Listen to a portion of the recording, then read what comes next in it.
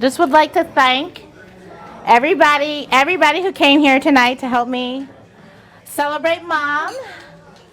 She made it. Big 7-0 this year. This is the only time in my life I've ever said her age and not gotten a beating. So like, I'll say that. This is the only time and last time.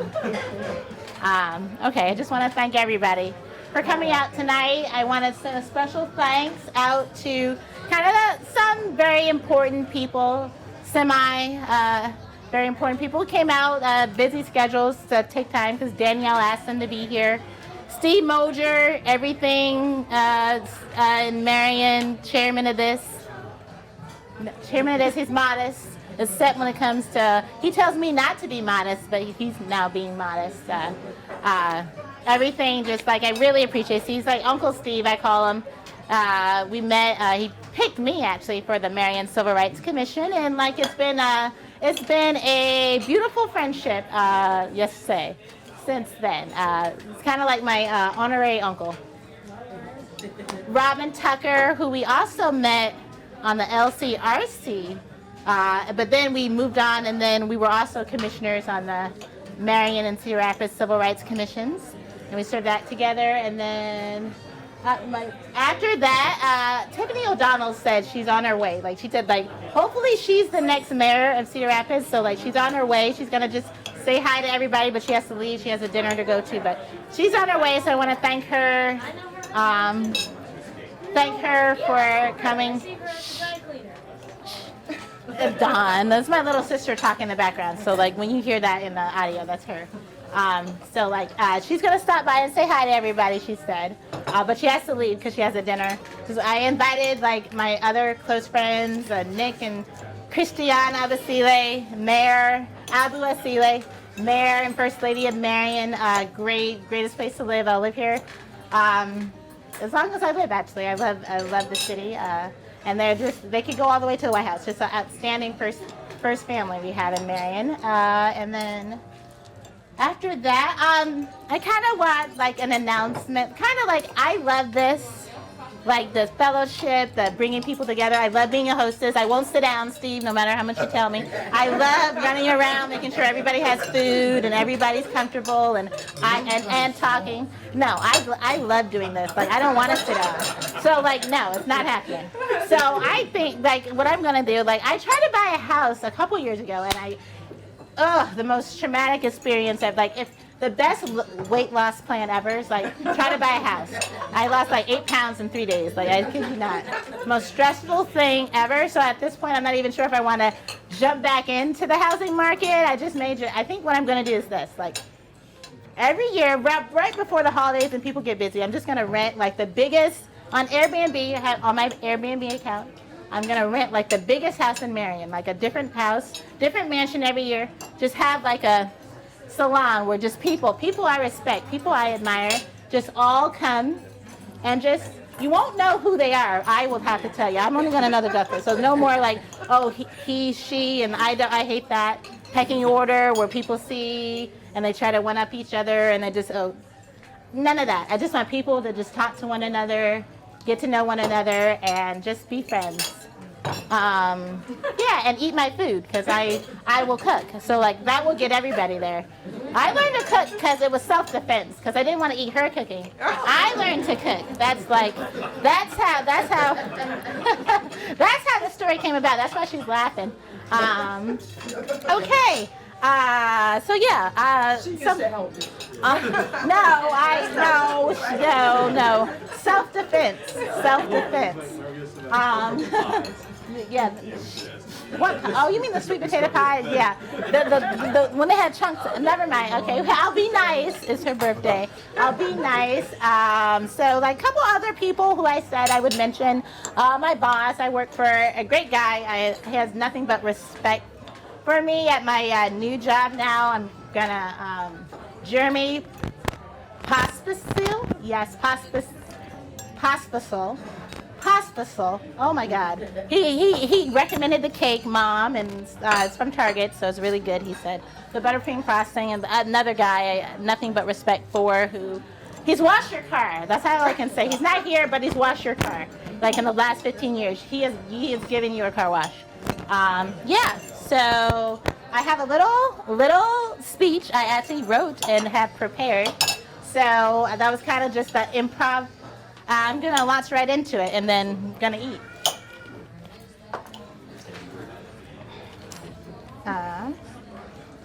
First, I kind of want to talk a little bit about 2020.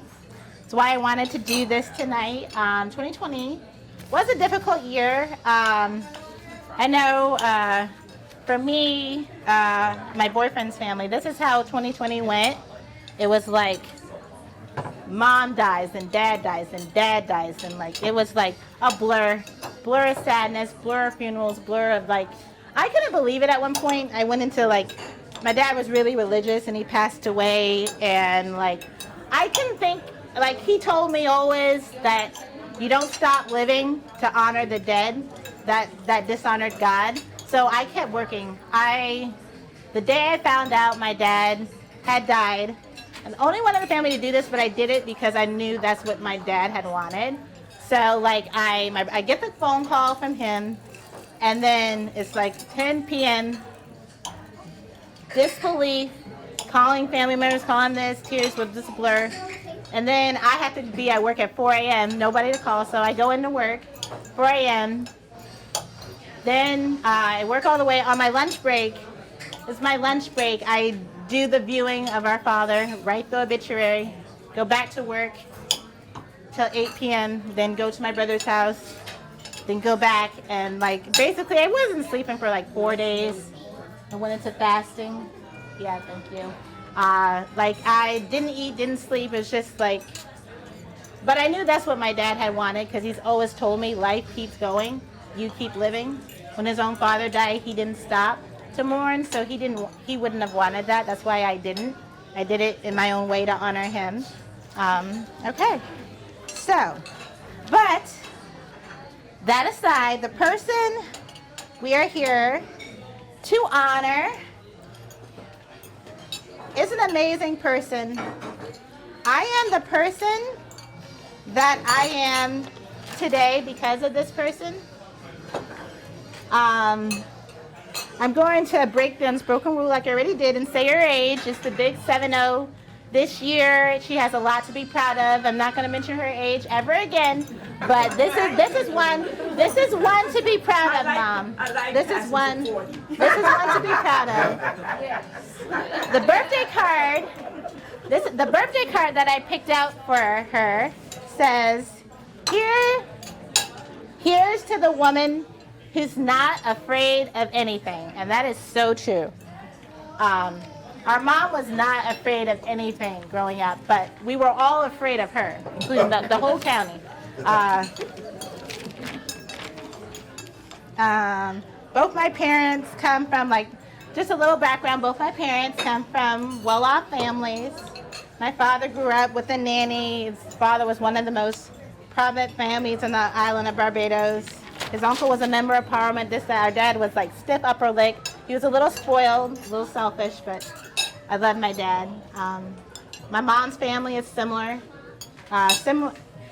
distinguished as my father's. My mom is my mom's mother was one of the first women to get a degree woman of color to get a degree in psychology, and probably one of the first women ever in the state of New York. Your father was a Navy, Navy. Your father, your grandfather, my great-grandfather, my mom's grandfather is buried at Arlington National Cemetery, was like veteran in World War I, and then World War II. Your father was a veteran in World War II, like both veterans. Her father won the Purple Heart. Like it was like very, very proud, very proud. My mother and I are united in the fact that we were our father's eldest daughters. This motivated both my mother and I. Like, okay, I love my mother, I admire my mother, but I have nothing but respect for her. I cannot live with this woman. I cannot live with her. Like, she would say the same thing about me. We can't live together, but like, yeah, it's impossible to put us, like, no, it's not happening. I remember one thing I always remember was like, throughout my childhood, I always wanted to impress my dad, just like my mother did with her father. My father had 3 patents in engineering. He didn't smile, like no personality, like engineer, like true to the stereotype our father was. But he's one of the smartest people I will ever meet as long as I live. And I know my mom was like that with her father, because we're both our father's eldest daughters. My mom always told me that her father was her hero, and my mom idolized her dad. There's no doubt motivated her to achieve the things she did. She pledged, okay, I've had to hear this story a lot. My mom is proud to say she pledged to the same sorority as our current vice president, but she beat her. My mom told me the night of the inauguration, well, she's following in my footsteps. I'm like, Mom, not tonight. Let's just be happy. That's it. Like, you were a sweet, like, it was like called a sweetheart, or like all the top sorority girls, like from the best families were chosen as like sweethearts, and my mom like is like, I won mine before she did. So that's what I get to hear. That's what I get to hear. And my mom, like, okay, you gotta tell me, because this is stuff you told me when I was growing up. So like, I started I was a director for early childhood development, and I was selected from Yale to share my views, and also of Bank Street in New York. And in the process, I was the first to start homeschooling. okay, And, all right. And I was the first minority to teach in Vermont. And then I started homeschooling from there. Then I presented goals in New York that was approved, and then I finished my goals here in the state of Iowa. So fast forward a few years, my mom meets our father. Our father's really religious, like very, very religious. So my mom stops working, and she raises my brother, myself, and I. And so everybody thought that she stayed home. But I remember watching this woman as a little girl. And this woman, Mom, let me say, Mom, stop. Mom, let me finish. Mom, stop talking. Mom, stay home. Stay home. Shh. It's my story. But I remember watching this woman. Stop. No. Yes. Okay. Everybody thought my mom stayed home. Silence. Mom. Everybody thought my mom stayed home, but I remember watching this woman as a little girl, and my mom was by no means a housewife by any stretch of the imagination. So my parents moved to this little small town in the middle of nowhere, Iowa, all white, rural, small farming community of a few hundred people. That's where my parents settled, and my mother quickly took over the town. Like, she took it by storm. She probably could have run for mayor at one point. She did attempt to run for school board. I won't get into that story. She made her fair share of enemies, but New Yorkers have this bluntness about them. Okay, my mom's a New Yorker. My mother is the female Donald Trump. That's my mom. No. So imagine that in the small town. Okay, this is my story. My story.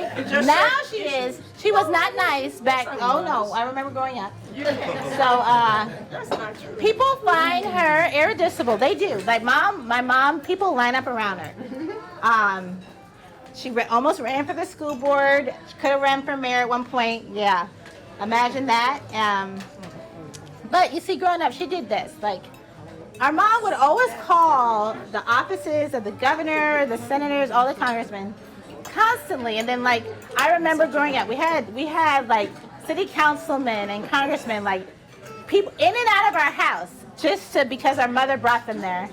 Sheriffs, like my mom, she's a master of the letter to the congressman or letter to the editor. That's my mother. Like she got them there, like at town halls, like little small town halls and community meetings. My mother would always be the first one to stand up, and she would keep talking, and people would just line up to listen to her. And it was like amazing. I remember that as a little girl. It's my mother.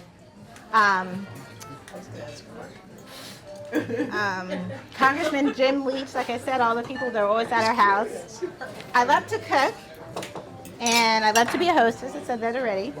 Part of it was because of our mother.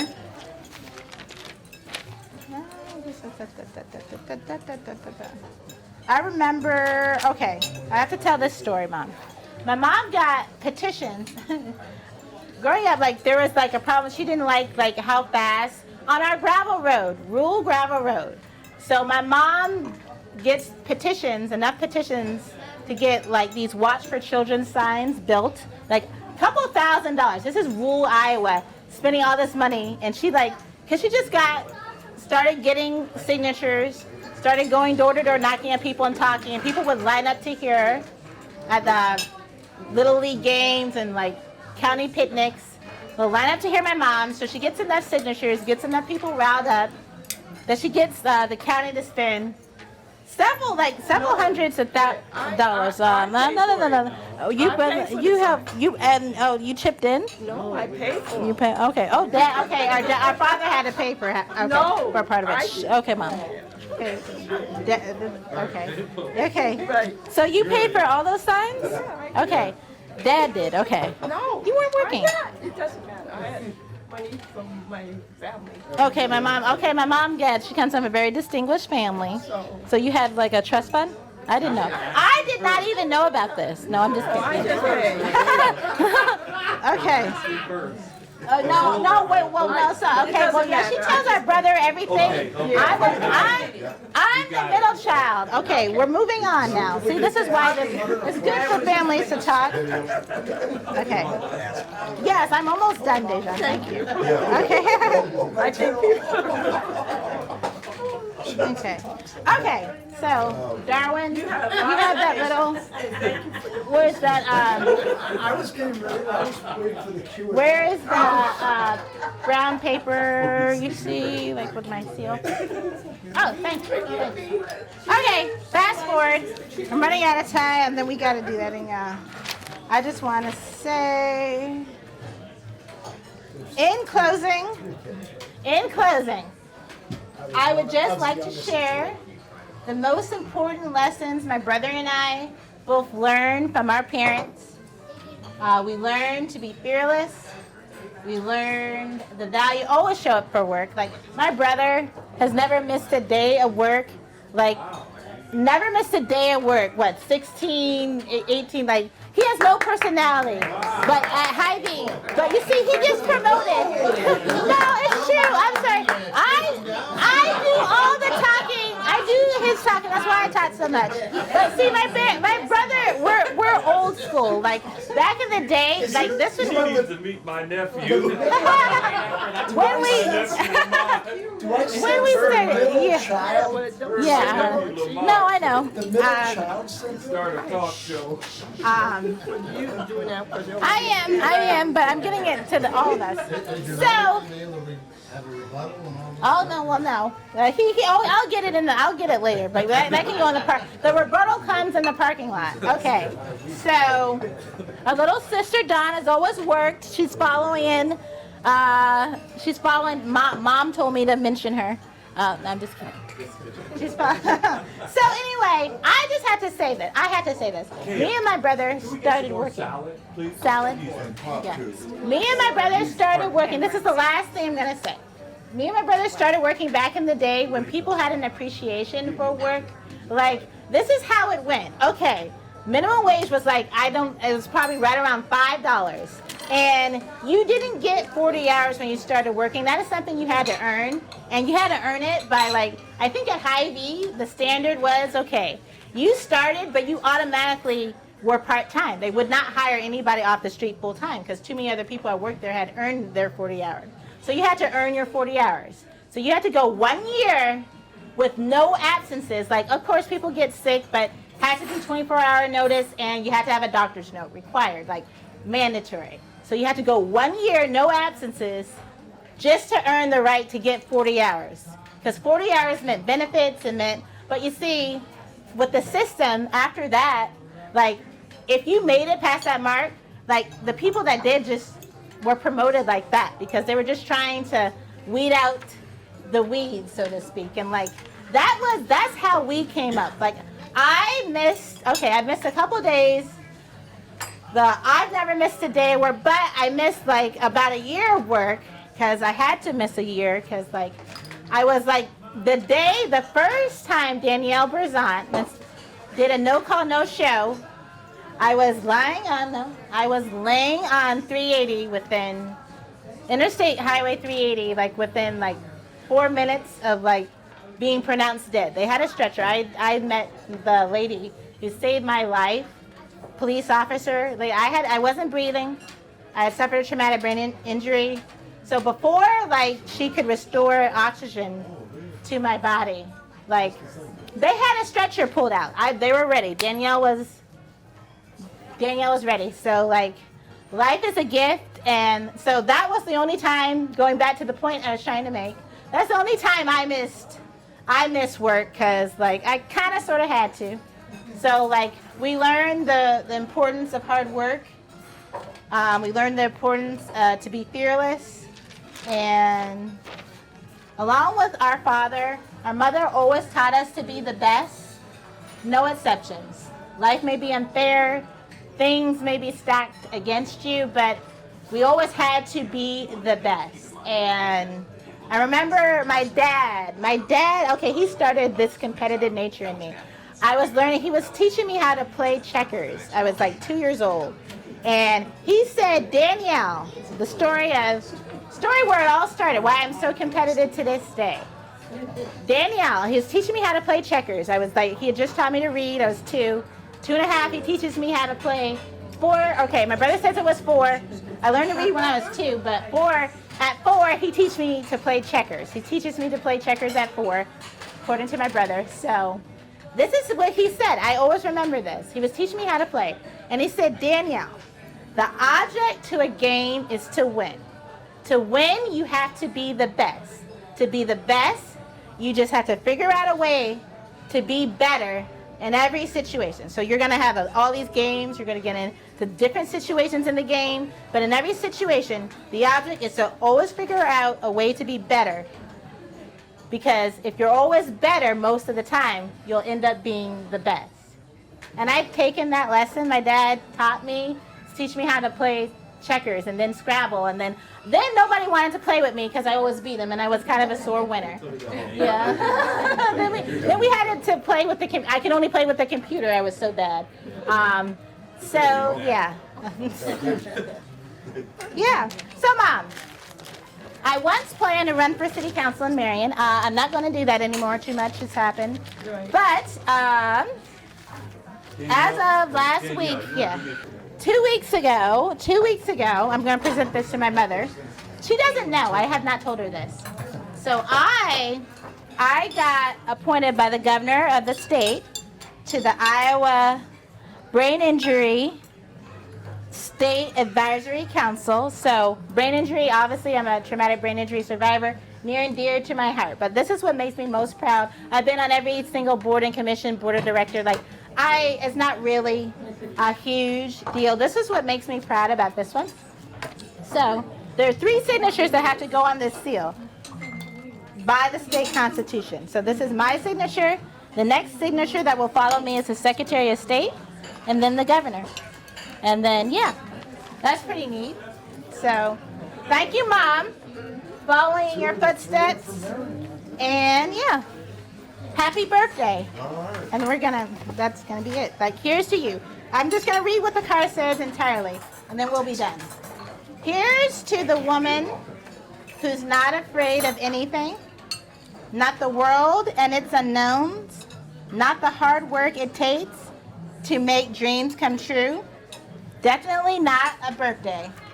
Here's to the woman who makes her own way, living every moment to the fullest by her own rules.